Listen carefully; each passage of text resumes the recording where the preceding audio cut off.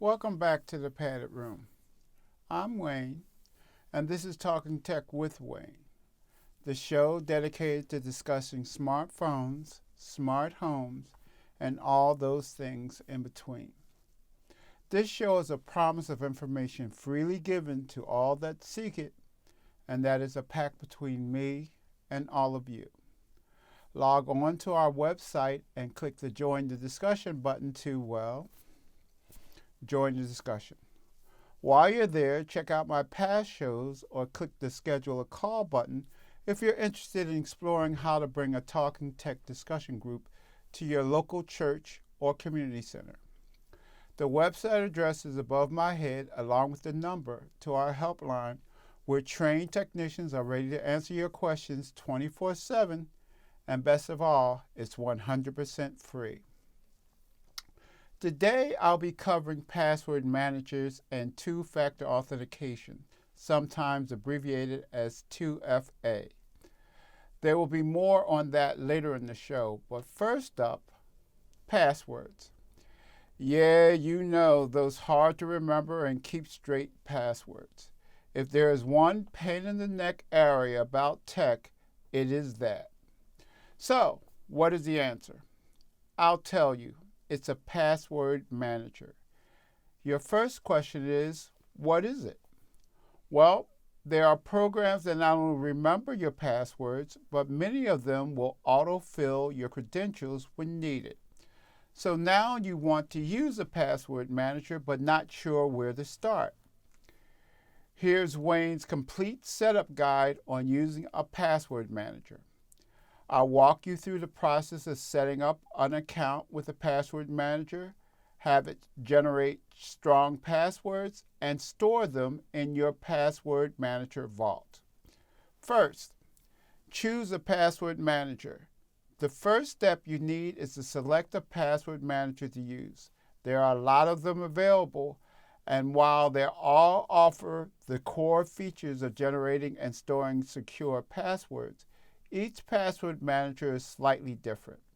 And if you're one of the 1.5 billion Gmail users in the world, you already have one available to you called Google Autofill, and it's free. I'll return to that one later as well. But I want to look at the others on the market first. First up is Bitwarden. Let's walk through the setup process with Bitwarden. It's an open source and, more importantly, total free for the core features. You can upgrade to premium for $10 a year if you want, but that may not be necessary. LastPass was a go-to choice for free password managers for some time, but as of March 2021, you can't use it on both mobile and desktop devices with the free plan. So, after picking it, you first need to sign up for it. To do this with Bitwarden, go to www.bitwarden.com, click Get Started at the top right of the home page to open account creation page. You'll need to fill in the email address and your name fields. Next is the master password, which is vital. It's the password that you use to unlock your password manager and thus gain access to all your other accounts. Thus, your master password needs to be both strong and memorable. If someone hacked it, they would be able to gain access to all of your passwords for all of your other accounts. And if you forget it, you'll be locked out of your account because there's no way to recover it. Follow these steps for creating a strong yet memorable password. It should be at least 12 characters and not found in any dictionary. It should be a random string containing all from the 4 character groups: uppercase letters, lowercase letters, numbers, and symbols. And that's punctuation. If you need help, call our helpline. Memorize the password first, and it's not a bad idea to write it down and store a copy of it in a locked or other secure place.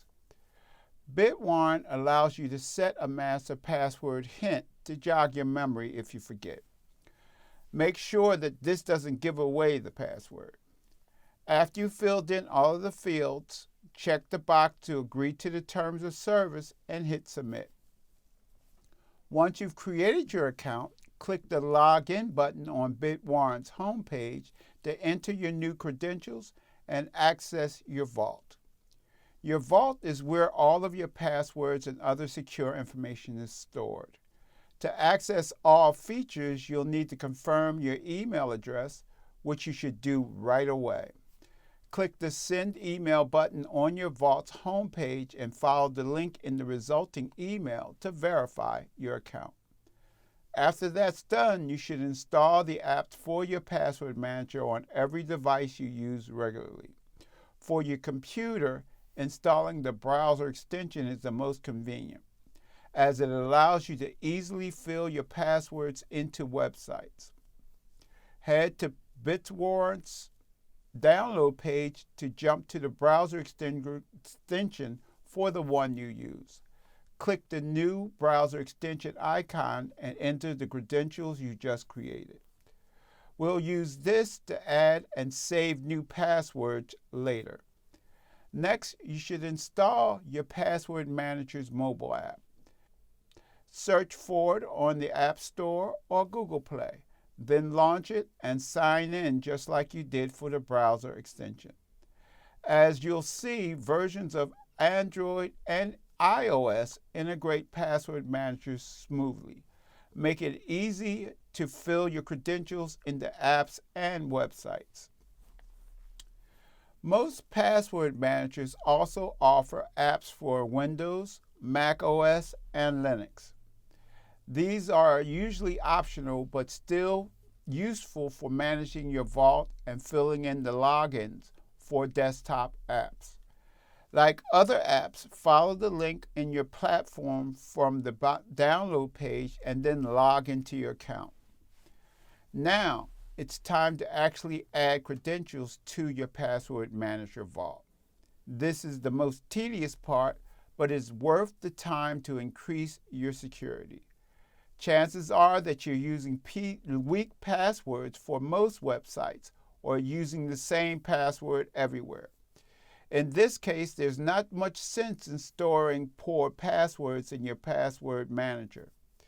It's better to go through all of your accounts and let your password manager generate a new, secure password. I would choose your most sensitive accounts first and work through them. As I said, it can be tedious but well worth the effort. After you've chosen your first account, go to that site. Make sure you're logged into the Password Manager extension, then navigate to the password change page. Follow directions on that account site and then instead of typing your old password, create a new one. Click the Bitwarrant browser extension icon and open the Generator tab at the bottom. This allows you to generate a random password for parameters you define. You can set the length, then check the boxes for uppercase, lowercase, numbers, and symbols. You can also choose the minimum number of digits and symbols to enforce complexity. For best results, your password should be a mix of all 4 character types and lengthy. While 12 to 16 characters is a good range, feel free to use more if you'd like. Keep in mind that a lot of websites have a maximum number limit, a maximum character limit, and might only accept certain symbols. Click Generate Password, then hit Copy Password. Paste it into the new password box and confirm. When BitWarrant detects that you've saved the new password on a website, you should see a password "Save this password for you" banner appear at the top of your browser. Click Yes, Save Now, and BitWarrant will save the login to your vault. Now, you'll need to repeat these steps for every website login that you want to save in your password manager. Log in, open your account management page, find the option to change your password, paste in the randomly generated password from your manager, then save it in your vault. Your password manager may offer to save your current password when you log in. This is fine. You can add your current login and then update it shortly after. Once you've populated your password manager's vault with all of your new passwords, you can start enjoying the convenience of BitWarrant's autofill. When you visit a site and want to sign in, click the BitWarrant extension icon. The default tab will show you logins that match the websites you're on. Click the site name to fill in your credentials onto the page. And if needed, you can click the person silhouette to copy the username or the key to copy the password. Then manually paste them in instead. It's really that convenient. If you need to fill a password into a desk app, like a game client, you can either copy it from the browser extension or the desktop app, as mentioned earlier. We've focused on desktop usage of password managers here, but using them on Android and iPhone is straightforward too. We recommend doing all the initial vault setup on a computer as it's much easier to be done there. Most password managers offer a similar interface for their mobile apps as on the desktop. You can search your vault, copy usernames and passwords, generate new passwords, and change security settings. After installing your password manager app, you need to set it as the autofill service on your phone for full convenience. To enable password autofill on iPhone, head to Settings, Passwords, Autofill Passwords. Make sure the slider at the top is enabled and pick your password manager from the list below. Now, when you use a website or service that matches a URL, that's the web address, in your vault, you'll see a prompt to fill the credentials at the top of your iPhone keyboard. Simply tap it to fill it. On Android, go to Settings, System, Language and Input, Advanced, Autofill Service. Then select Autofill Service again and pick your password manager from the list. Once this is done, you'll be prompted to autofill your credentials whenever you tap on a username field in an app or website. Tap the prompt that appears to launch your password manager, then pick the right login from the list. I've gone through all the basics you need to get started with a password manager. If you ever need to access one of your passwords on a computer where you're not logged into your password manager, you can open its website, log in with your master password, then copy and paste the passwords where needed. Make sure you log out of your password manager when done. You should review your password manager security settings on both the desktop and mobile.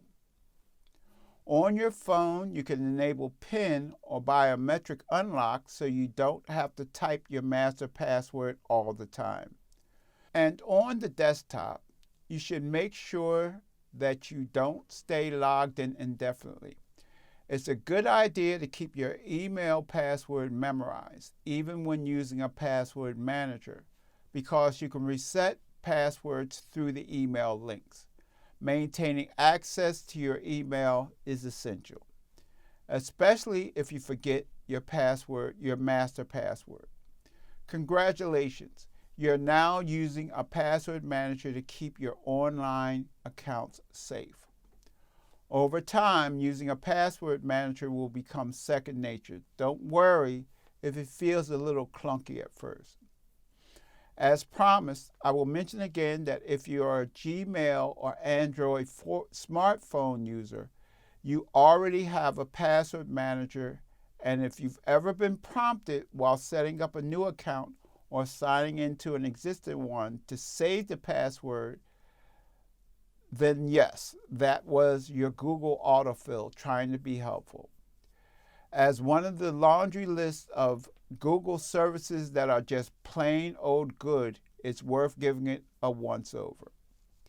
If you're interested in the password manager I use Google Autofill. That said, while you're boosting your online security, you should also set up two-factor authentication if you don't already use it. That combined with unique passwords will make your accounts rock solid. Two-factor authentication, 2FA, is a hot topic and for good reason. 2FA provides an additional layer of security for your online accounts by requiring a second login token on a separate device. A password for your passwords in a sense. 2FA works differently depending on the online account you're using. 2FA also carries significant, slightly different names in some places too. So let's look at enabling 2FA in all of its various guises on a host of online accounts. Two-factor authentication works by locking your account with two separate factors. In this case, a factor is something you know, e.g. password, and something you have, e.g. phone, and something you are, fingerprint, facial recognition. You have the best protection by combining two of these factors. If your account uses two locks of the same factor, you have two-step authentication. For example, your password and additional security question. Think mother's name, mother's maiden name, pet's first name, so on and so forth, are both something you know. While this isn't bad per se, full two-factor authentication is more secure. Your Google accounts can use several different 2FA schemes, such as the search giant's commitment to securing your accounts. The first is through the newer Google prompt system. Instead of sending a one-time code, you receive a Google prompt on a separate device. It will simply ask you if that's you attempting to log on to a Google service or device, and answering it in the affirmative simply unlocks your phone, and tap yes to unlock your account. To set up, head over to Google Accounts, select Security, and then under Signing into Google, into Google Header, select two-step verification. You will have to sign in with your account again using your current password, then select Try It Now to send a Google prompt message to your listed device. Once you accept the Google prompt, you will meet another screen asking if you want to turn on two-step verification. Some users may meet a screen asking them to confirm their mobile number using an SMS. That's a text message. Do this, then continue. Select Turn On. Some users may prefer to use a different 2FA system. One such option is the Google Authenticator app. The Authenticator app generates a 6-digit code for you to log into your account. Before starting the Authenticator app 2FA process, you must download the app to your phone. Once you download the app, head back over to the Google account. As above, select Security, and then under Signing in to Google header, select Two-Step Verification. You will have to sign into your account using your newly set up Google prompt. But from there, you will access the two-step verification settings. Scroll down and select the Authenticator app, then select the type of phone you have, Android or iPhone. A QR code will appear. Open the Authenticator app on your phone. Select the plus sign to add the new email address, then select Scan a barcode. Use the app to scan the QR code on your screen and see that it instantaneously adds the account to the app. Each time you log in with your Google account, you must provide the 6-digit authenticator code. If you don't have the code, you cannot access your account. If you access your email from MicrosoftOffice.com, you want to lock down your Outlook.com account, visit your Microsoft account page. Select the Security tab, followed by the Advanced Security options.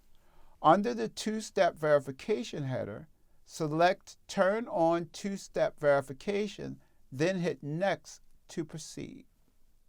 Now choose whether you want to use an app, phone number, or alternate email address to secure your account. In this case, choose an app because it is the most secure option and works even when your phone is offline. Select your mobile operating system from the list, open the Authenticator app, scan the QR code, and enter the 6-digit code to confirm. Copy the recovery code before you hit Finish. Apple's 2FA is very Apple-centric, in that you won't be using the Google Authenticator app or any other app for that matter.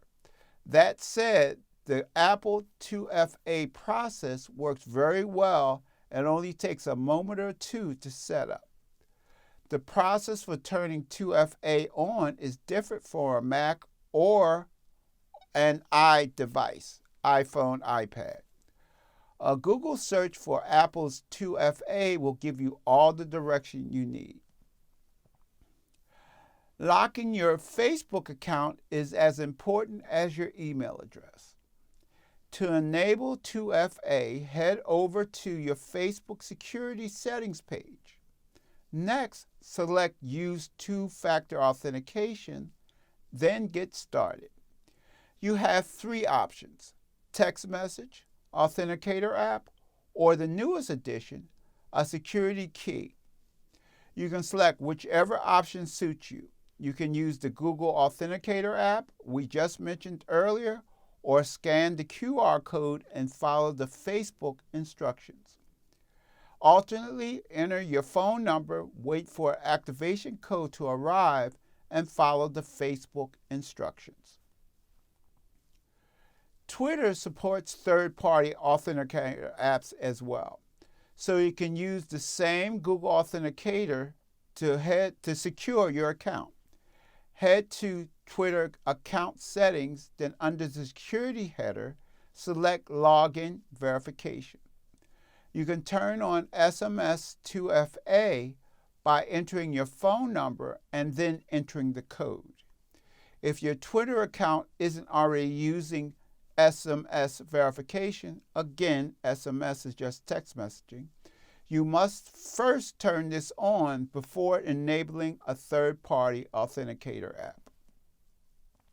Once you turn on login verification, head back over to the same menu and select Review your logon verification methods. Then select Mobile Security App Setup. Scan the QR code using the Authenticator app and follow the Twitter instructions. Instagram 2FA comes in two forms: an SMS code or using an Authenticator app. Instagram added the latter in 2018 to boost account security, and the setup is very easy. In the Instagram app, head to Settings, Privacy and Security, Two-Factor Authentication, Edit. Then select 2FA method you prefer. If the Authenticator app, if you select Authenticator app, the Instagram app will automatically detect your installed authentication app and send a login code. For instance, your Instagram account will automatically appear in the Authenticator app on your phone. However, by extension, the Authenticator app option cannot be turned on using the desktop version, which is kind of disappointing. Your Amazon account is another one that requires serious security. If someone accesses your Amazon account, they can spend as if they were you. Amazon may have additional security checks for new delivery addresses, but you shouldn't really rely on that. Head to your Amazon account settings, log on security, two-step verification 2SV settings. Under two-step verification 2SV settings, select Edit, Get Started. You can use SMS or an Authenticator app. If you choose the latter, scan the QR code, use the Authentication app, and follow the Amazon instructions. Switching on two-factor authentication is worth it. Takes a minute or two to set it up on all of your accounts.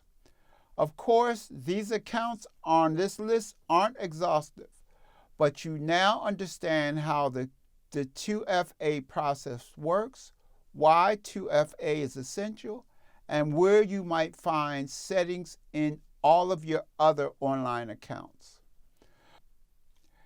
As with all of the information I share here, flex your Google search muscles or call our helpline if you need a little support. Well, I see that's all the time I have today. It has been my pleasure to be here, and I look forward to the next time we can do it again. I wish you all a farewell.